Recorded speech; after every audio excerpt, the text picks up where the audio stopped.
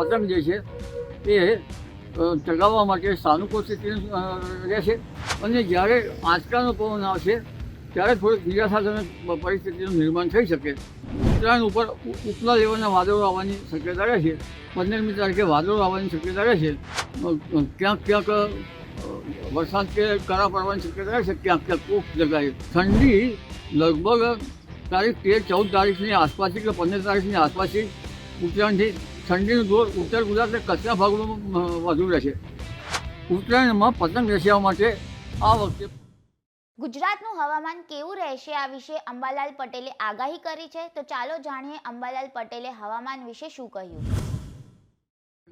જ્યારે સૂર્ય દક્ષિણ ગોળાર્ધમાં જશે તો અલ નીનોનું જાસ્તી હોવા છતાં પણ કદાચ વેસ્ટર્ન ડિસ્ટર્બન્સ આવી શકે. પણ આ વખતે ઠંડી જે છે તે દેશના ઉત્તરીય પર્વતીય પ્રદેશમાં હમણાં આંધી વંટોળ સાથે લગભગ ક્યાંક વરસાદ કે કરા પડવાની શક્યતા રહે છે. ક્યાંક કોક જગ્યાએ પરંતુ ઠંડી લગભગ તારીખ 13-14 તારીખની આસપાસથી કે 15 તારીખની આસપાસથી ઉત્તરાયણથી ઠંડીનું જોર ઉત્તર ગુજરાત અને કચ્છના ભાગોમાં વધુ રહેશે.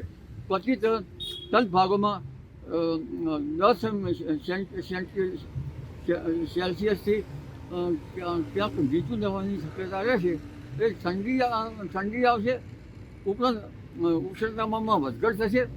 પરંતુ ઉત્તરાયણ ઉપર પણ ઠંડા પવનો ફૂંકાવાની શક્યતા રહેશે અને ઠંડી આવશે.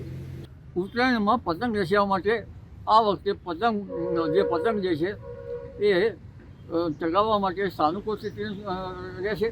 પરંતુ પવન અંગે ભિન્ન ભાગોમાં જોઈએ તો વલસાડ, સુરત અને દરિયા કિનારાના ભાગોમાં પવનની ગતિ થોડીક વધુ રહી શકે છે. આ ભાગોમાં લગભગ પવનની ગતિ લગભગ 25 કિલોમીટર કે તેનાથી થોડીક ઓછી રહી શકવાની શક્યતા રહેશે. દ્વારકાના ભાગો છે ત્યાં પવનની ગતિ વધારે રહેશે. જૂનાગઢના ભાગમાં પવનની ગતિ ઓછી રહેશે. રાજકોટના ભાગોમાં 15 કિલોમીટરથી થોડીક વધુ પ્રતિ કલાકે પવનની ઝડપ રહેવાની શક્યતા રહેશે. પરંતુ ઉત્તર ગુજરાતના ભાગોમાં 10થી 12 કિલોમીટરની પ્રતિ ઝડપે પવનની શક્યતા રહેશે. પૂર્વ ગુજરાતના ભાગોમાં પણ 10 કિલોમીટરની આસપાસની શક્યતા રહેશે.